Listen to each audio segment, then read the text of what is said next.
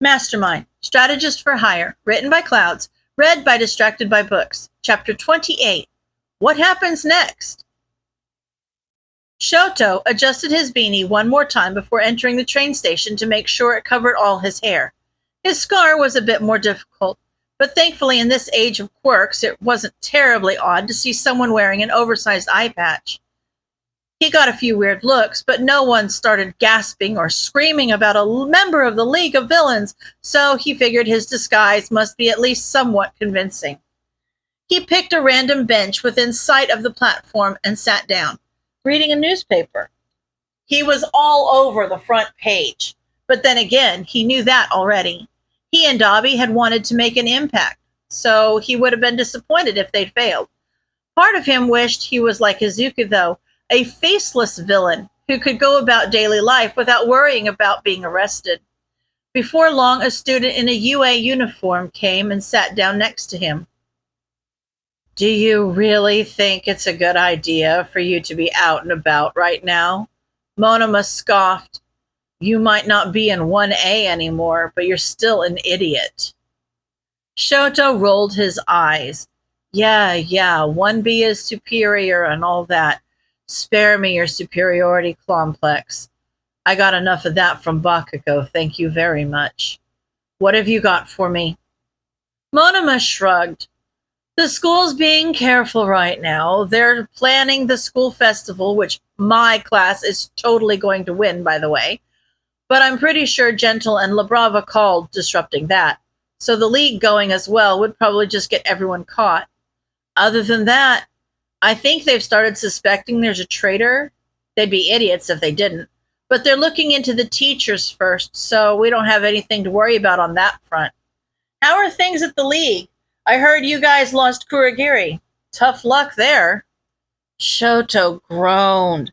The new base is too small and we're running low on funds. I'm pretty sure most of the money used to come from All for One, but the heroes froze a lot of his assets when they arrested him. We were doing fine still when Kurogiri was around, since he could just warp money in from literally anywhere. But it's a lot more complicated now. So far, we've been robbing some rich-looking houses, but a lot of them are fronts for cults and the like, so they don't have a lot of sellable assets either. Monoma looked at him like he was an idiot. With all the powerhouse quirks you've got, are you telling me you haven't even tried robbing a bank? Shoto huffed.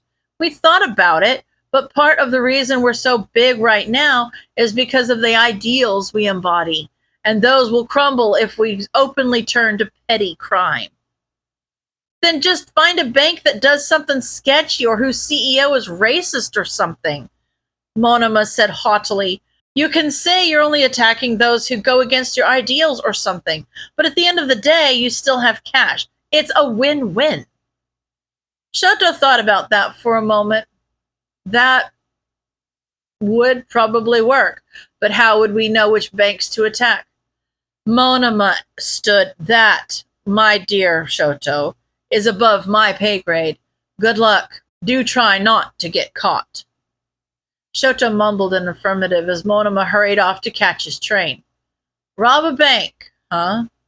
If they could find the right target, it might even further their cause. He was sure Izuku or La Brava could probably point them in the right direction if they got a cut. And that'd give him an excuse to talk to Izuku again. Not that he was trying to find reasons to talk to him. Why would he do that? Either way, he got out his phone and dialed Dobby. He should probably call Shigaraki for something like this, but the guy still got on his nerves. He hadn't been allowed to play video games growing up, so half the time Shigaraki may as well be speaking Greek, for all Shoto could understand him. His brother was much easier to talk to. Don't tell me you got caught. Shoto huffed. Come on, Dobby. Try to have a little bit of faith in me. I haven't even been recognized. What? Do you want me to give you a pat on the back or something for doing your job? No, Shoto said. It's just the copycat gave me an idea on how to get funds, and I need to talk to Izuku about it, so I won't be home for a while. You could have just said you had a date, Dobby laughed. It's not a... Wait, you've got a date? Toga had apparently stolen the phone. Why didn't you tell me? I didn't tell you because it's not a date, Shoto growled. His face was turning red and he was starting to get strange looks. He stood up and started speed walking out of the train station. Even if they didn't recognize him, he still didn't need an audience to his humiliation via annoying older sibling. Yeah, sure, Dobby drawled. It's not a date, just like you don't perk up every time you hear about Mastermind on the news. Gotta hand it to you, Shoto. You sure set your sights high. Shoto groaned. Shut up. We're just friends. Sure, Dobby laughed. Well, be safe. Use protection. Then he hung up before Shoto could yell at him. Shoto glared at his phone for a long moment before checking the time and calling Izuku. He should have just gotten home from school, unless he'd let his bullies chase him around today. The phone rang a few times, and Shoto was just about to hang up when Izuku answered. Hiya, Shoto. Sorry it took me so long to answer. I had to lose my daily thugs. Shoto sighed. I don't understand why you still let them bully you, Izuku. You could kill any of them without even breaking a sweat. Izuku laughed. Oh, but that wouldn't be nearly as much fun as letting them think they're stronger than me. Besides, it's not like I don't know what I'm doing. It's all part of the plan. Shoto pouted slightly. Fine, have it your way. Still doesn't mean it makes any sense to the rest of us, genius. He paused for a moment. Hey, is there any way we could meet up for a coffee this afternoon? There was a silence on the other end for a long moment. Is this about business, or is the great freezer burn asking me on a date? Shoto knew he was bright red. Business? Izuku didn't respond, and Shoto took a deep breath. But, it can be a date. I mean, if you want it to be. What I'm saying is that if you wanted to see it that way, then, I guess I wouldn't be opposed. Shoto cringed. Well, if Izuku had wanted it to be a date, he certainly wouldn't now. Oh, Shoto, Izuku said finally. You sound so cute when you're nervous. I think my habit of ramblings rubbed off on you, though. Shoto smiled sheepishly, even though he knew Izuku couldn't see it. So, about that coffee. I can make it to that new cafe on Hero Boulevard in 20 minutes. Does that work for you? Shoto looked at where he was. It should only take him about 15 minutes to make it to that cafe. Yeah, that works. Okay. He could practically hear Izuku's bright smile. It's a date. And to think that Shoto had been finally starting to regain his original color. Yeah, it's, a date. See you soon, Shoto. Izuku hung up, leaving Shoto frozen, listening to a dial tone as he tried to process what had just happened. Finally, someone bumped his shoulder and yelled at him for just standing in the middle of the sidewalk like an idiot, which jarred him from his thoughts enough to get him moving again. He dialed yet another number as he started walking toward the cafe. Hi, cutie. This is Himiko. He said it was a date. What am I supposed to do? Toga squealed. Oh, my goodness, everyone! Our little Shoto's going on a date! Shoto, you're on speakerphone. Come on. What happened? I need details now. Slow down, Toga. Dobby groaned. You're going to make him freeze up. He sighed. So, Shoto, what happened? I don't even know. Shoto whined. I was just trying to meet up to talk about business, and then he asked if I was asking him out. Please tell me you said yes, Twice exclaimed. You should have turned him down. I said no. What? Toga yelled. Dobby, kick some sense into your brother. Kick it into him yourself, Dobby grumbled. But seriously, Shoto, you're an idiot. Shoto groaned. I know. But then I said that I wouldn't be mad if he thought it was a date. Nice save, Shigaraki said, and everyone was silent for a long moment. What? You guys are being loud. If you didn't want me to be involved, you should have had this conversation somewhere else.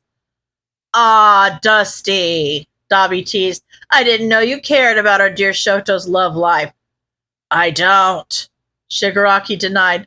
Like I said, you guys are being loud. So, anyway, Shoto said, then he gave me a time to meet him and said it was a date. So that means it's a date, right? Oh, our little Shoto's becoming a man. Himiko squealed. But what am I supposed to do? I'm going to ruin this. You're not going to ruin it, Shoto, Dabi said. He asked you out, so he's not going to just drop you just because you're a dork. Gee, thanks. You'll do amazing, Twice yelled. He's going to hate you. You should stab him, Toga said. Tell him how cute he looks in blood. Don't listen to anything Toga says, Shigaraki groaned. Play video games with him. Shoto got more and more overwhelmed as they kept throwing out more and more ridiculous suggestions of how he should get Izuku to notice him. Enough, Spinner growled. Just be yourself, Shoto. If he didn't like who you were, he wouldn't be asking you on a date. Just go and talk with him how you always do and ignore the rest of these idiots. Good luck. He hung up, and Shoto put the phone away and tried to calm his breathing. He was pretty close to the cafe now, which wasn't helping his nerves at all. He had to resist the urge to take off the hat and fix his hair. Izuku wasn't going to see that his hair was a mess, but Shoto would get caught if anyone else saw, and then he wouldn't be able to go on this date because he would be too busy running from the heroes. He took one final deep breath before opening the door to the coffee shop. It was busy, but not terribly so. Izuku waved to him from one of the tables and held out the coffee he'd bought him. I could have bought my own coffee, Shoto mumbled as he took it. You didn't have to do it. Izuku laughed. I wanted to. Besides, this is a date, and I can afford to treat you. Shoto blushed again at the reminder, and he cleared his throat. So, how are you today? I'm good, Izuku said softly. Sorry if you didn't want this to be, No! Shoto winced at how loud he was, but it made Izuku laugh, so it must not have been too bad. I'm happy you said something. I guess I was just too nervous? Izuku nodded and sipped his coffee. It makes sense. With your upbringing, I'd imagine it's kind of hard to openly display emotion. Shoto nodded, and Izuku gave him a bright smile. Then I'm glad I said something. So, you did say you wanted to talk shop too, right? We don't have to do that today, Shoto said. It can wait for another day. Izuku gave him a look. We're both nervous, Shoto. Business is good for breaking the ice since it's something we're both comfortable with. Unless you'd rather sit here in a meaningless loop of endless small talk because neither of us has ever been on a date before. Wait, you've never been on a date before? Shoto said, shocked. Izuku chuckled wryly. Quirkless, remember? Turns out not many people want to date the freak of evolution. I don't think you're a freak. Izuku smiled. Thanks, Shoto, but it's okay. I get it. I'm not as evolved as the rest of you. Still, I always wished people could see me as more than just a quirkless kid. He took a long drink of his coffee. And now they do, so it's all good. Shoto nodded and smiled. I was wondering if you knew any banks with corrupt or abusive CEOs. Our group is a little short on funds right now, but we don't want to do anything that'll go against our ideals. We'd be willing to give you a cut as payment for the info. Izuku hummed. I think the real question is which banks don't have terrible CEOs at this point. I'll do some digging, though, and see what I can come up with. Will you be wanting a full plan? Shoto shook his head. I don't think so. As long as the place isn't super secure, I'm pretty sure my brother and I can handle it. He can melt through most metal, and I can easily keep people from escaping. Izuku nodded. I'm so proud of you, Shoto. I was scared that you might lose your conviction after your father's death, but you seem to really be coming into your own. You really are amazing. Shoto blushed but gave a small smile. I'm not really that special, Izuku. I mean, I haven't even accomplished anything compared to what you've done. You're already one of the most powerful people in Japan, and you're only my age. And you're so caring. Shoto trailed off when he realized he'd been rambling and hesitantly looked at Izuku, who was staring at him like he'd hung the stars. It just means a lot, you know? Shoto said that you were willing to help me out of that house and help me go after what I want. I don't think I'll ever be able to repay you. Izuku smiled brightly. I don't want you to pay me back, Shoto. I want you to be happy. As long as you're living your best life, that's all I need. And that's what you're doing, so it's perfect. Shoto smiled, an action that was becoming easier the longer he was out from under his father's thumb. Thanks for helping me. Izuku nodded. So, how are you adjusting to your life now? I can imagine it's probably kind of difficult. Shoto shrugged. I can't really go anywhere, so there's that. But I couldn't really go anywhere before either. It's just higher stakes now. Izuku hummed. That's not really what I meant. He thought for a moment. You don't have to answer this, you know, if you don't want to. But I know that when I first made this career choice, I felt really guilty for the first few months. Has that happened to you? His eyes widened. Not that it has to. You know, everyone's different, and there's not really any good or bad. And I'm sorry if I made it seem like Izuku. Shoto interrupted. It's fine. My brother's already kind of talked to me about it, and honestly, I don't really know. I don't really feel guilty for what I did. You know, he deserved it. Even the media deserved it, because they're the ones that put him there. He shrugged. I think the hardest part's been adjusting to the idea of the future. I'm afraid that one day I'll have to hurt someone who doesn't deserve it. And then what'll I do? What happens if I freeze up? If it comes down to me or them, will I be able to do what I need to stay free, you know? Izuku looked at him softly. I understand completely. I mean, maybe not completely, because I never really had that moment of truth.